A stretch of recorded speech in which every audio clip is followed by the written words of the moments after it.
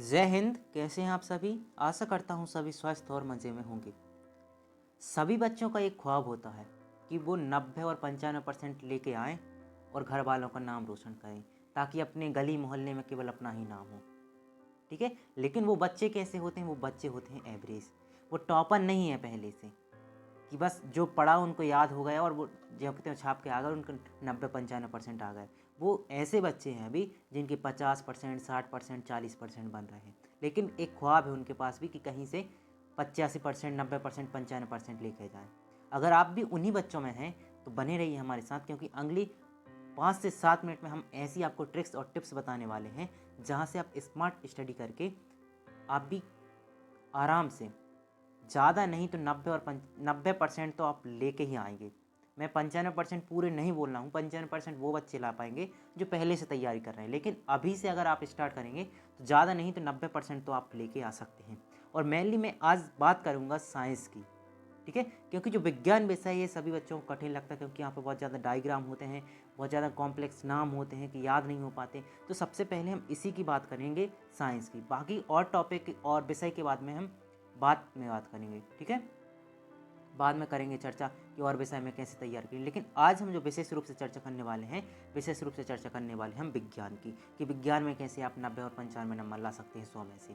बात क्लियर है? ठीक है, तो आपने एक वाक्य सुना होगा सभी लोगों से कि स्मार्ट स्टडी करो, हार्ड स्टडी मत करो।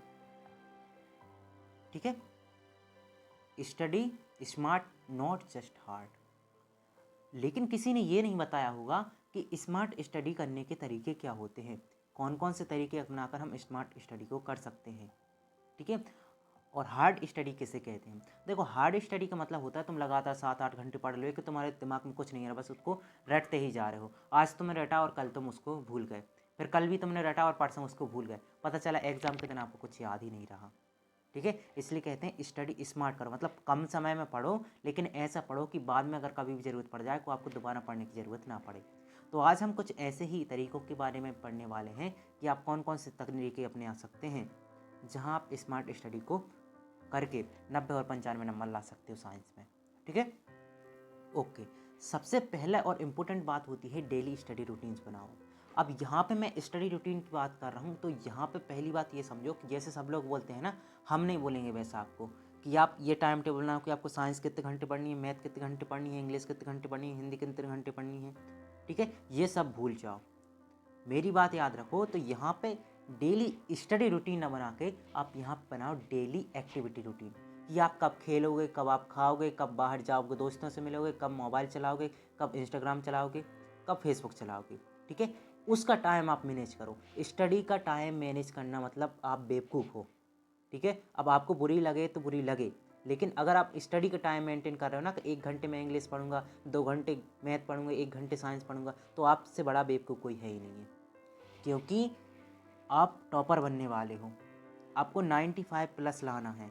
तो यहाँ पे आप स्टडी का रूटीन मत बनाओ। आप रूटीन किसका बनाओ? अदर एक्टिविटी का, कि आप वहाँ पे ज़्यादा टाइम दे रहे थे तो कम टाइम दो। उसका रूटीन बनाओ कि हमसे 3 से लेकर 4 तक हमको खेलना है, मोबाइल चलाना है, इंस्टाग्राम चलाना है, लेकिन उसके बाद पढ़ने का कोई भी रूटीन नहीं होता है। अगर आप सो रहे हो, सोते वक्त भी अगर आपको नींद नहीं आ रही तो मोबाइल मत चलाओ, उस टाइम भी आप सोचो कि आपने दिन भर क्या पढ़ा है। ठीक है, बाई चांस उसमें अगर आपको याद आ रहा है कि हमने ये पढ़ा था, याद नहीं आ रहा है, तो जल्दी से मोबाइल लो और जल्दी से सर्च करो, क्योंकि आपके पास मोबाइल एक ऐसी तकनीक आ गई है जहाँ से आप कुछ भी मिनटों के अंदर ले सकते हो। जैसे मेरी बात करोगे तो मैं अपने लिए पढ़ रहा हूँ, अपने कॉम्पिटिशन एग्जाम के लिए पढ़ रहा हूँ, तो मैं भी यही करता हूँ। रात में जब सोता हूँ मैं दिन भर के बारे में सोचता हूँ कि मैंने आज क्या क्या पढ़ा, उसको मैं रिवीजन करता हूँ, रिकॉल करता हूँ अपने दिमाग में। जब मैं रिकॉल कर लेता हूँ, मुझे लगता है कहीं से डाउट है, यार ये बात तो मुझे गलत लग रही है, तो जल्दी से उसको मैं देख लेता हूँ।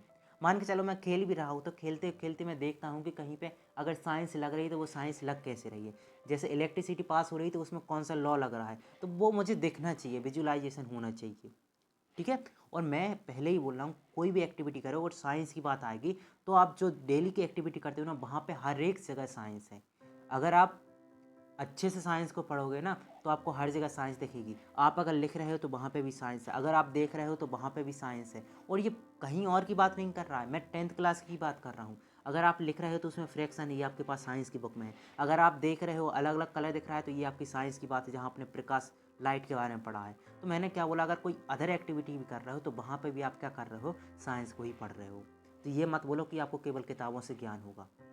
ठीक है, ये हमने बात कर ली है रूटीन किसका बनाना है, अदर एक्टिविटी का बनाना। और याद रखो अदर एक्टिविटी का रूटीन बना लो, लेकिन वहाँ पे भी आप साइंस को देखने की कोशिश करो कि कहाँ पे क्या हो रहा है।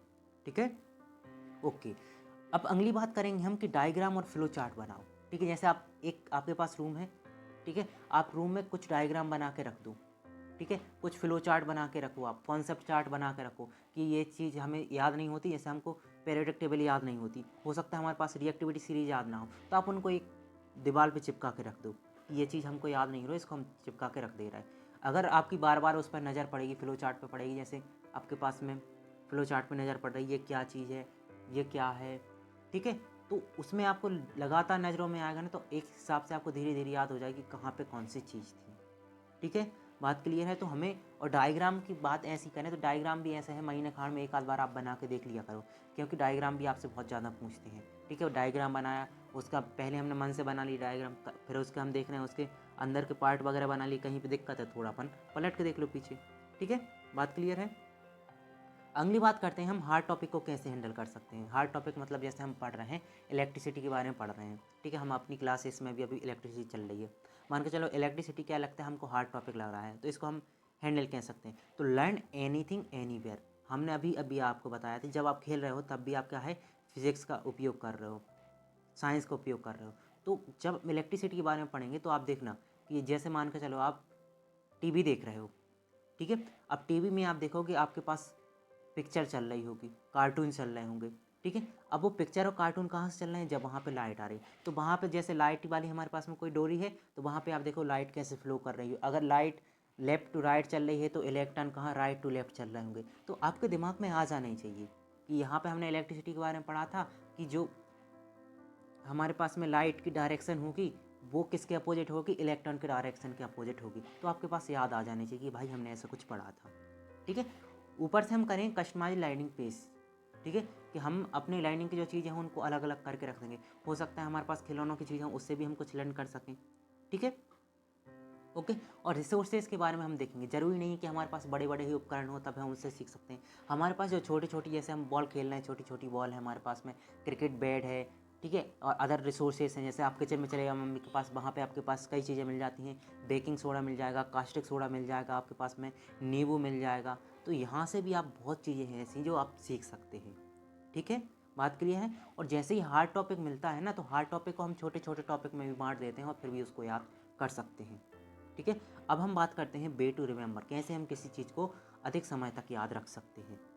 ठीक है, तो इसके लिए याद करने का सबसे अच्छा तरीका क्या होता है कि हम जो पढ़ रहे हैं उसको फिर खुद से क्वेश्चन करें कि हाँ आज हमने क्या पढ़ा है, अच्छा आज हमने क्या पढ़ा है, आज हमने पाचन के बारे में पढ़ा है, अच्छा आज हमने क्या खाया था, आज हमने चावल खाया था, तो चावल में क्या पाया जाता है, चावल में कार्बोहाइड्रेट पाया जाता है। अच्छा कार्बोहाइड्रेट का काम क्या होता है, कार्बोहाइड्रेट का काम होता है एनर्जी का प्रदान करना। अच्छा हमें एनर्जी किससे मिली, हमने जो चावल खाए थे आज उससे मिल रही है। मतलब क्या हो रहा है कि हम खुद से ही क्वेश्चन पूछेंगे, जब हम खुद से पढ़ के क्वेश्चन पूछेंगे ना, तो हमारे पास में दिमाग में पूरी चीज़ें आ जाएंगी हमने क्या क्या पढ़ा है। ठीक है, और जैसे बहुत ज़्यादा बड़े बड़े टॉपिक रहते हैं ना, उनको हम छोटे छोटे टॉपिक में तोड़ देते हैं। जैसे हम पाचन की बात करें, एक लंबा चौड़ा टॉपिक है, लेकिन हम उसको छोटे छोटे घटकों में तोड़ देते हैं। कैसे तोड़ देते हैं, पहले हम मुंह की बात करेंगे, ठीक है, फिर हम अमाशय की बात करेंगे, अमाशय का काम क्या, आज अमाशय की बात कर लिए, काम करो, कल किडनी की बात कर लेंगे क्या हो रहा है, परसों हम बात कर लेंगे छोटी आंत की बात क्या हो रही है, फिर अगले दिन कर लेंगे हार्ट की बात क्या हो रही है। मतलब क्या, हमारे पास एक कॉम्प्लेक्स टॉपिक है, उसको हम छोटे छोटे टॉपिक में तोड़कर भी याद कर सकते हैं। ठीक है, और फिर हम लास्ट हमारे पास में सबसे इम्पोर्टेंट है हमारे पास में विजुअलाइजेशन पार्ट पर, मतलब हम किसी भी चीज़ को देख के याद करने की कोशिश करेंगे। आप अगर मेरी वीडियो को देखोगे, जितनी भी मैंने साइंस कराई है, मोस्टली मैं सिमुलेशन के माध्यम से पढ़ाने की कोशिश करता हूँ कि आपको याद रहे, क्योंकि देखी हुई चीज़ हम ज़्यादा देर तक याद रखते हैं। ठीक है, बात क्लियर है। और दूसरी बात है, रिमेंबर के लिए आपसे याद रखना, अगर आपको कोई भी चीज़ याद करनी है तो एक टेक्निक बनाई है जो आप याद कर सकते हो, 1-3-7-15। क्या बोला हमने, 1-3-7-15 एक टेक्निक है, 1-3-7-15। मतलब क्या है, सबसे पहले अगर आपने कोई टॉपिक पढ़ा है तो एक दिन बाद उसका रिवीजन करो। जब उसने रिवीजन कर लिया है तो आप उसको 3 दिन बाद रिवीजन करो, फिर 7 दिन बाद रिवीजन करो, और फिर 15 दिन बाद रिवीजन करो। ठीक है, तो जब ऐसा आप करोगे ना तो फिर दोबारा आपको उसको पढ़ने की ज़रूरत है ही नहीं कि आपको दोबारा भी इसको पढ़ने की ज़रूरत पड़ेगी, क्योंकि आपको हर बार इतनी बार रिकॉल कर लोगे ना तो आपको हमेशा के लिए दिमाग में स्थिर हो जाएगी, कोई भी पूछेगा तुरंत ही आप उसका आंसर दे सकोगे। ठीक है, ऐसी रिवीजन की बात हमने अभी आपको बता दी। इंपॉर्टेंट बात क्या होती है कि हम जो एनसीईआरटी के डायग्राम होते हैं उन पे ध्यान नहीं देते, तो एनसीईआरटी के हम डायग्राम पे ध्यान दें और जितने भी एक्सपेरिमेंट होते हैं उन पे ध्यान दें। और तीसरी और इम्पोर्टेंट बात आपने देखी होगी, जब भी कोई चैप्टर समाप्त होता है, जब भी कोई चैप्टर हम पूरा फिनिश कर चुके हैं, तो वहाँ पे हमारे पास में सारांश दिया होता है कि आपने पूरे चैप्टर में क्या पढ़ा है, कंक्लूजन दिया होता है। अगर आप उस कंक्लूजन को पढ़ोगे, और इम्पोर्टेंट बात आपके पास चैप्टर में भी कहीं कहीं पे क्या होता है, बॉक्स दिए होते हैं, उनमें कुछ लिखा होता है, उनको भी पढ़ना ज़रूरी है। अंडरलाइन करके पढ़ा करो, क्योंकि यहाँ से भी आपके पास में 1 नंबर में 2 नंबर में क्वेश्चन पूछ लेते हैं। ठीक है, बात क्लियर है? ओके, यहाँ हमने पूरी बात कर ली है कि आप कैसे रिवीजन करोगे, कैसे स्मार्ट वे हैं आपको पढ़ने के। ठीक है, आप अगर इन तकनीकों को अपनाएंगे तो मैं गारंटी देता हूँ कि आपके 90 से नीचे तो आ ही नहीं सकते साइंस में।